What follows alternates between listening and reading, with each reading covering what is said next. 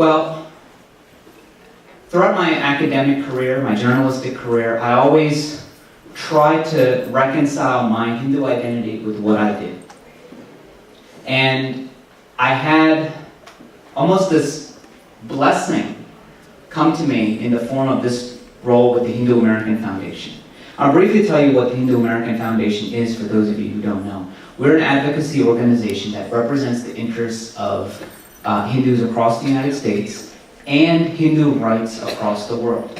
This was my chance as a second-generation Hindu American to not only use my skills for the advancement and the sustenance of Hindu American identity, but it really helped me identify and define Hinduism on my own terms.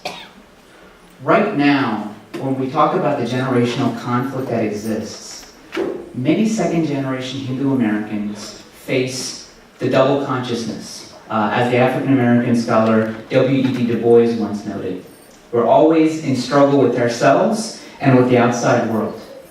For many people in my generation, there's a severe desire for acceptance, right?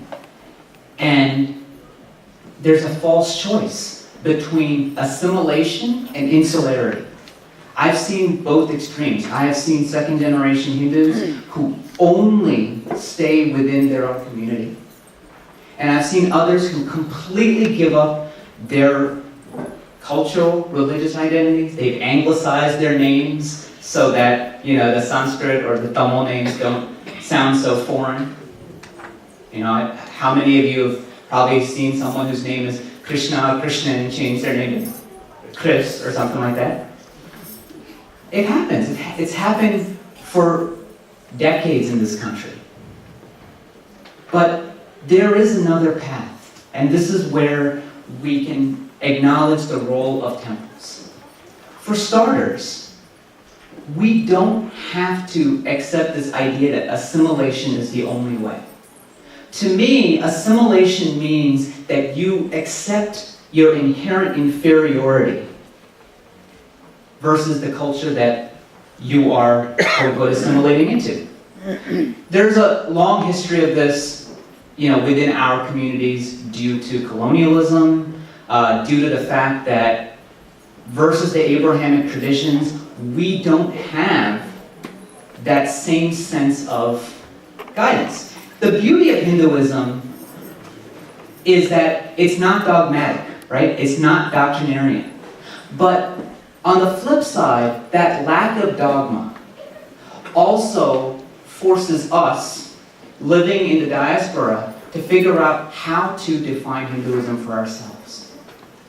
And for many in my parents' generation, Hinduism became, at least the way our parents communicated to us, you can't do this. You shouldn't do that. Right? And the reflexive response for us is, well, why not? And then, for Tamil parents, and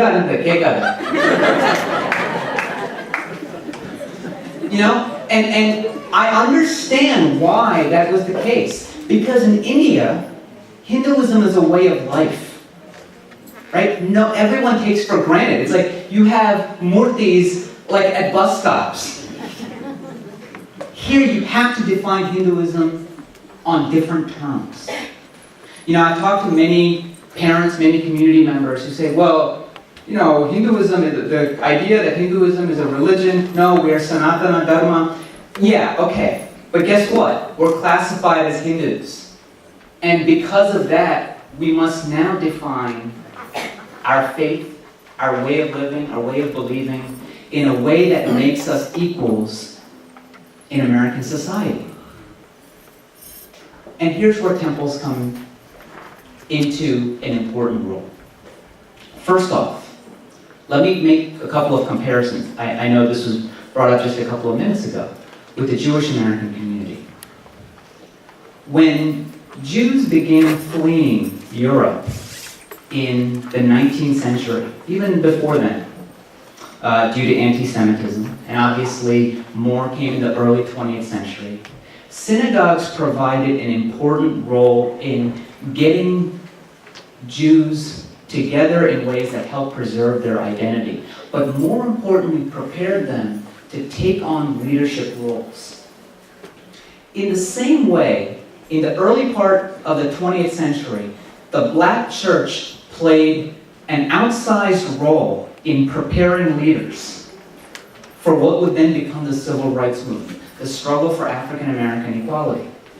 And just to put this on the record, the struggles of African American leaders really did help pave the way for what we would go through post-1965. And just to highlight that,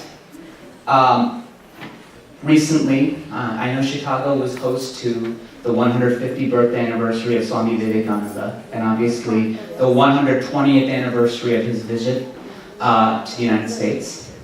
But here's something that many of you probably don't know.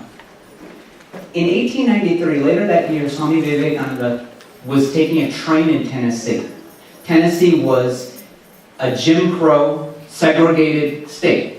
But because he was a guest of whites, he was taken to the whites-only car. But he passed through the coloreds-only car. And he stopped and he said, "Why do I get preferential treatment when those who have the same skin color as me are treated that way?" So you know what he did? He went and sat in the coloreds-only car. Because he understood what it meant as a Hindu to see the divinity in all, to love each person as his equal. That is a powerful connection. Today we have lost that in many ways in working with other groups. So the Balaji Temple, as one of the most prominent temples in the United States, has an opportunity to define itself as a leader in the Chicagoland area and a leader of Hindu temples across the United States. So I have a few recommendations that I've based on talking to fellow second generation folks, third and fourth generation, who will ultimately be the lifeblood of this temple, on how not only the Balaji Temple, but temples across the country can sustain themselves. First off, the Balaji Temple is unique in that it has already done many community service initiatives. But opening its doors and helping to address some of the most pressing issues of our time today, poverty, lack of educational opportunity, hunger. These are ways that the temple can take on a leadership role. Canned food drives, clothing drives. I'm sure the Balaji Temple does this. But doing it on an expanded basis also gives the service-minded second and third generation Hindu Americans something to come to. Because keep in mind, people like me are not as vested in the ritualism of Hinduism. Yes, I do practice rituals every day. But I would argue that I'm not part of the majority of my generation. What I would argue instead is that the second and third generation Hindu Americans who take on leadership roles in this temple will be more vested in advocacy to not only represent the interests of Hindu Americans, but be leaders in the community. Think about this. When you see someone who is of the Jewish faith, someone who is of the Christian faith, someone who is of the Muslim faith take on a leadership role, generally these leaders acknowledge their faith even within the context of a secular society. How many of us do that? So many of you in this room are leaders. Yet we're hesitant. We think, I don't want to bring up my Hindu identity. My question is, why not? Isn't it our faith that has guided us this way? Isn't it that dharma that has made us do right, to lead, to help those in need? They taught me